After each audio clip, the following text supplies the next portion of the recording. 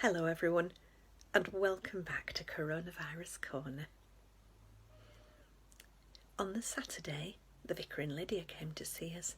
They arrived just in time for 11's and they brought a cake, so that went down well. Antonio went wild when he saw me, wagging his tail and running round in circles, and then he jumped on my knee for a cuddle. Oh, it was so sweet. We asked if we'd missed anything in Bridland, and the vicar said nothing, apart from Mrs. Fothershaw shouting at an Amazon delivery man when they brought the wrong parcel, which is nothing out of the ordinary. She finds someone to shout at most days. Dorothy Watkins says it's like living next door to Mussolini. Poor thing. She's not been the same since her parrot died. I expect she was used to a lot of noise. Maybe that's why she shouts so much. Lydia said Charles was very busy and he'd have loved to have come for a paddle, but he'd sent us a couple of bottles of wine and he hoped we'd drink to absent friends. He'd even put in a few bottles of beer for old Patrick, who was very pleased. Mandy had a word with the vicar about him and Derek and George and asked what we should do, and the vicar said nothing. For one thing, there wasn't much we could do, and for another, they were old enough to sort themselves out, which I thought was very good advice. However, Derek went round everyone that day asking what he should do. It was most peculiar. I mean, he'd never even mentioned being gay, and I couldn't shut up about it. Eric said the floodgates had opened, and Marjorie said, well, they certainly opened at 7:30 every morning, and she still couldn't get in the bathroom for half an hour.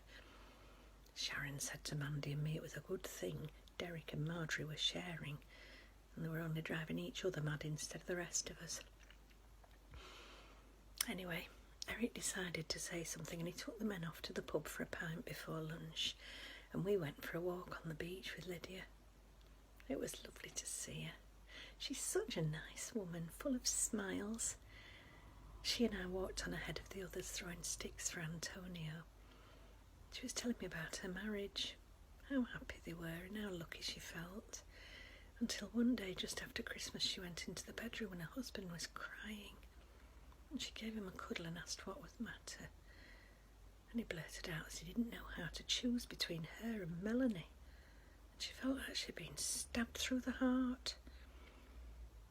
He'd been seeing their friend's daughter for 2 years and she'd never suspected a thing. Once he told her it was 2 years, she said she suddenly felt very calm and told him he didn't need to worry about choosing. She'd made the decision for him. And she made him get his suitcase and pack right then and there, and she got him a taxi.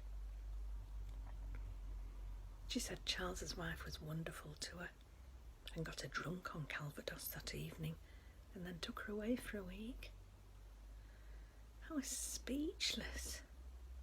She's a beautiful, vibrant woman. What was he thinking? She said he wasn't thinking. Well, not with his brain. At least Charlie didn't leave me for a younger woman. Although it still hurts that I had to change butchers. Today's sensible tip is, life is a roller coaster.